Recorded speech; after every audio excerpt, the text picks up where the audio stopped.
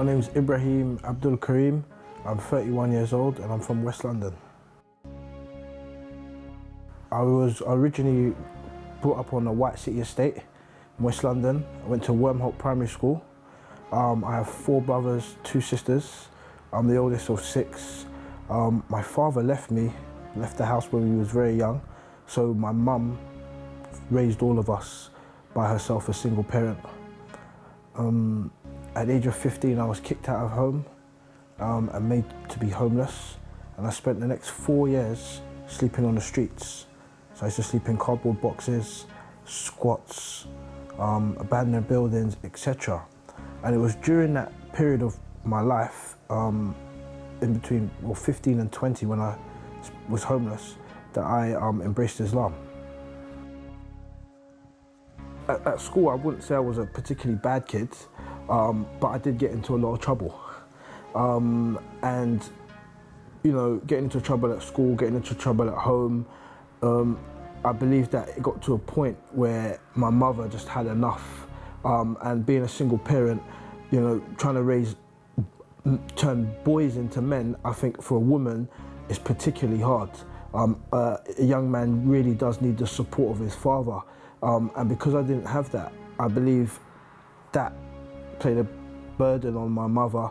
And at the age of 15, my mother kicked me out and forced me to fend for myself from a very early age. I then embarked on a journey of homelessness. So I slept rough. I slept in cardboard boxes behind the Savoy Hotel in the Strand. We used to walk around and look for empty buildings or properties to let, and we would get in and squat basically, and squat legally because we had squatters' rights, and the council had to take us to court to get us out. In between that, the odd night shelter, hostel, etc. Being homeless is one of the worst things I think a human being can experience. And I mean not homeless for one night or 2 nights, I mean permanently homeless. Permanently have nowhere to sleep at night, nowhere to wash, nowhere to change your clothes, nowhere to eat. You know, I mean, every human being and animal that lives on this planet has some type of shelter. You know, whether it, you know, the birds have their nest, you know, the lion has its den, the tortoise has a shell, you know, and when you're a young, you know, teenager and you have no roof over your head and you haven't got the support of your parents, you know, it can be very, very, very hard and very trying as well, you know, because not everybody makes it. You know, I've seen a lot of young homeless children who, some of them are still homeless today. Some of them turn to a life of drugs, alcohol, crime, you know, and when you're 15 years old and you're homeless, it's very easy to go down particular roads, i.e. a life of crime, you know, get caught into the system where you're going in and out of jail for petty crime. And it's tough. It's tough. I mean, I think you have to have a lot of resilience, a lot of tenacity, and you have to have a particular mind frame not to get caught up in all of those pressures and actually survive that and still be able to make something positive and constructive of your life. When you're homeless, you got to eat, you know? So I got myself into a little bit of trouble, you know, a few scrapes with the law, a few misdemeanors. But once again, I would say that was part and parcel with the fact that I was homeless and I was sleeping rough and I was on the streets and I had no means to eat. You know, I also never finished school, you know, so officially I have no formal qualifications, no GCSEs. But just because I didn't finish school doesn't mean I'm not an intelligent person. Just because I was made homeless at the age of 15, I never got the opportunity to finish school. Had I sat my exams, I know I would have done very well.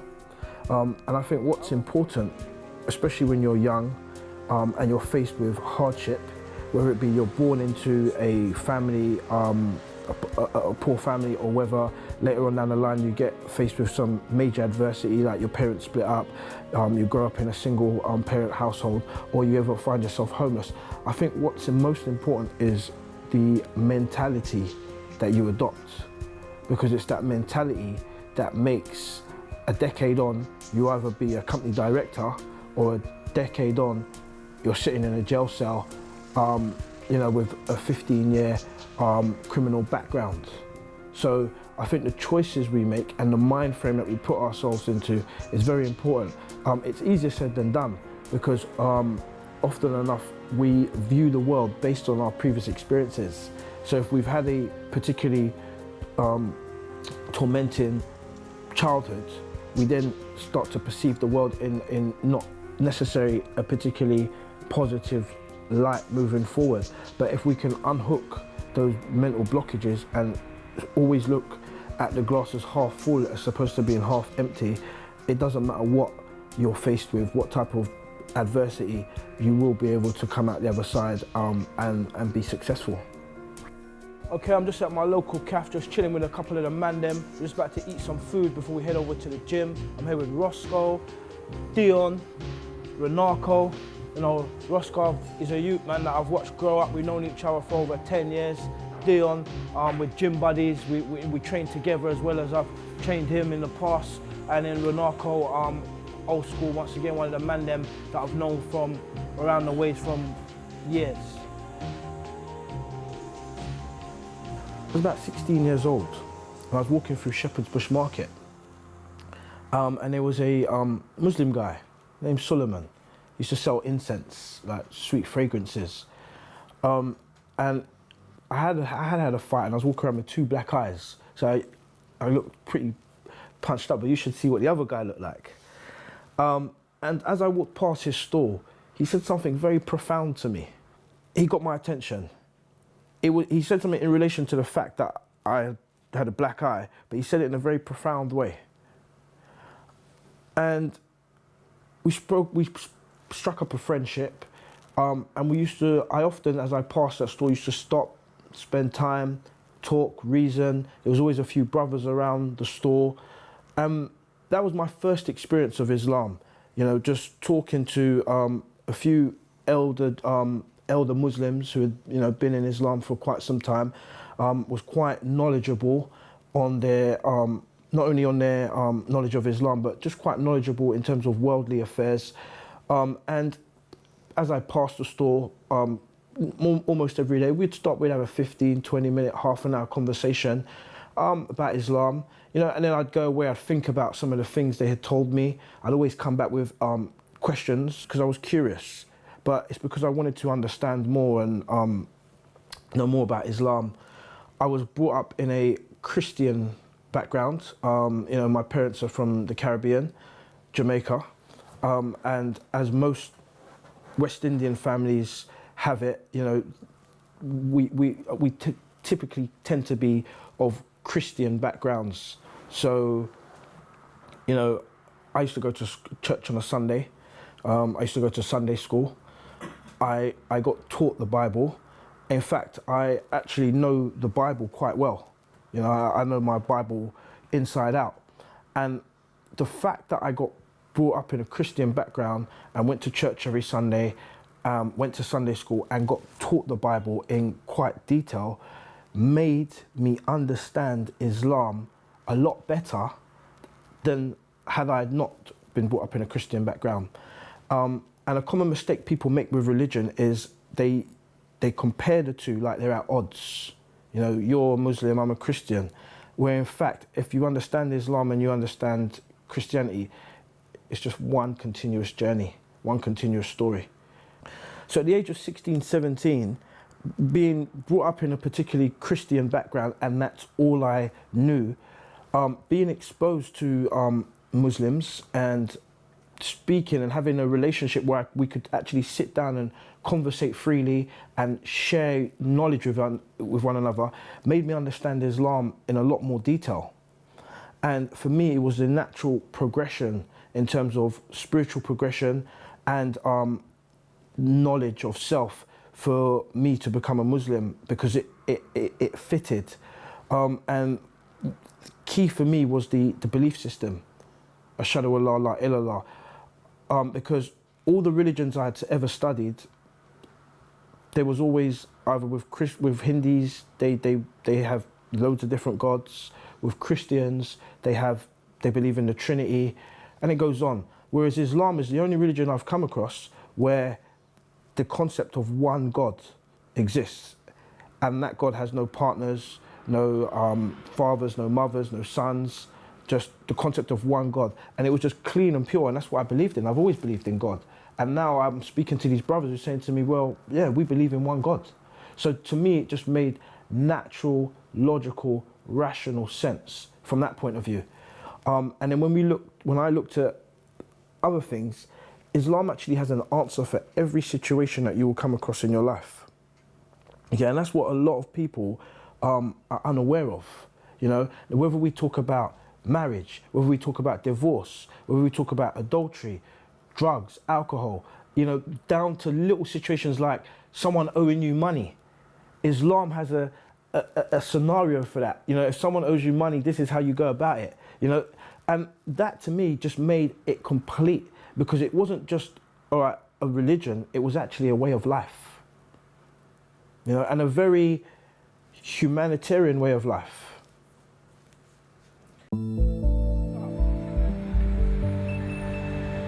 Yo, fam, we'll link up at the gym, yeah? Bless up. Peace. Yeah? Nice and easy, nice and slow.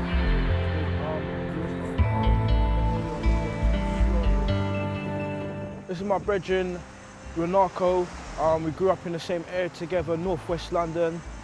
We also worked together back in the days. Yeah, religion has played a lot of role. I mean, he won't sit there and bang on about his religion or try and influence anybody that doesn't want to be influenced, but at the same time, his lifestyle has changed in a sense where I'm able to relate to him in a better way. It's changed his mind state, as I said, so he's able to bring his, what's the word I'm looking for, his life experiences as well as his religion to the plate. I could say straight off that he's more driven, more determined,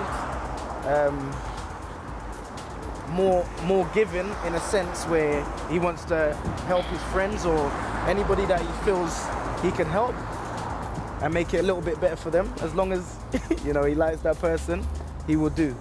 And his mind state has changed totally. He's thinking on much bigger levels, and he's very inspiring towards myself because he's always encouraging and showing that there's more than where we live, and there's much bigger things out there, much bigger goals that you can achieve.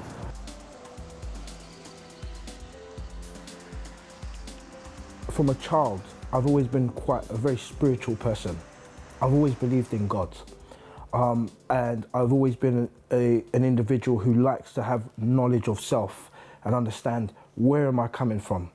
And I wasn't really trying to make my mind up whether there was a God or not, because I already come to the conclusion that there's definitely a God. I believe in God. But I wanted to know which religion is best serving God, so to speak. You know, and it could be that there's more than one. You know, people worshiping God in different ways, but I just wanted to know the truth. And through the conversations I had had with the Muslim brothers that I was in contact with at that time, and through the interpretations and understandings that they gave me of Islam, it felt right. It just felt right. Mentally, physically, spiritually,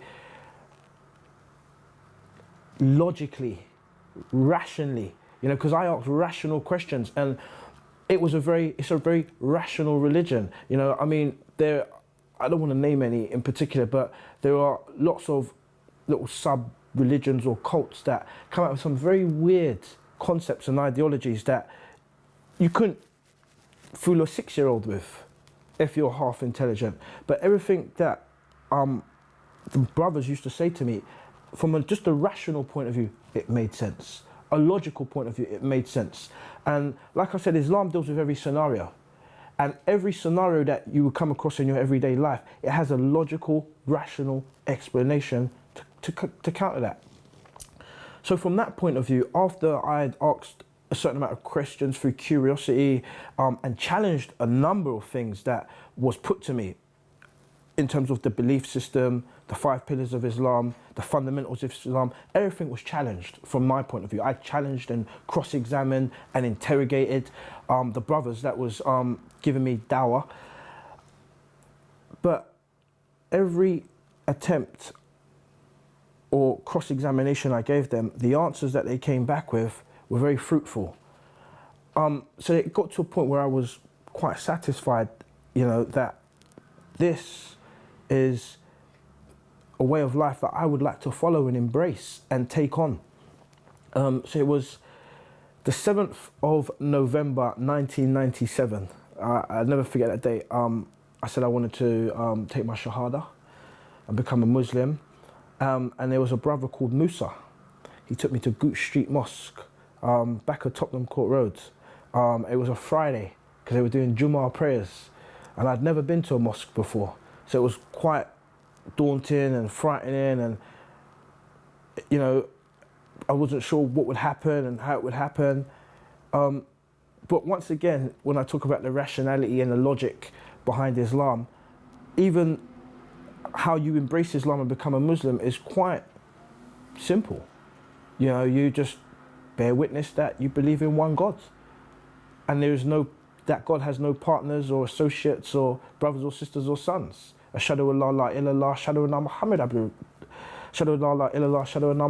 Rasulullah. And that was it. Took my Shahada after Jummah prayers, and I never looked back. I felt fulfilled, I felt whole, I had clarity. It was almost like my eyes were opened. I saw things differently. I had a better understanding of the world. And I think most importantly, I felt fulfilled, you know, because I see people in torment. And a lot of time I look at these people and I say, you need God in your life. You know, half the problems of this world will be solved. You know, people just are looking for ways to fulfill their life. Some people turn to drugs. Some people turn to alcohol. Some people women turn to prostitution. You know, people use all a manner of things to stimulate, yeah, and fulfill what's missing. And some people never find it. They just search and search and search.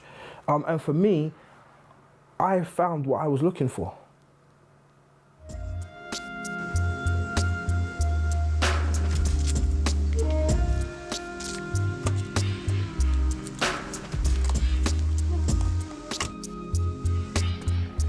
Normally I get up about 5 o'clock in the mornings, out the house by 6, at my first client's house by 6:30. I train them for an hour, 6:30 to 7:30.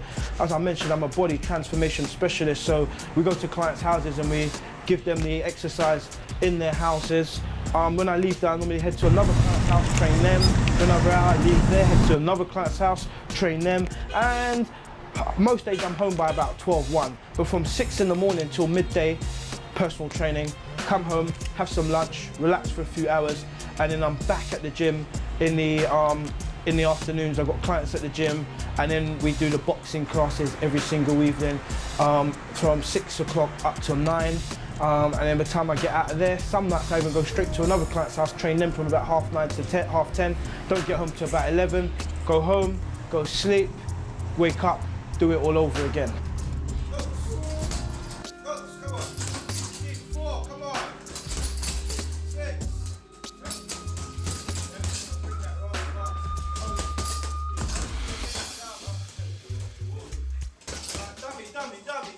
Okay, now we're at my gym. Okay, I've been personal training for 10 years, Muay Thai, kickboxing for over 15 years.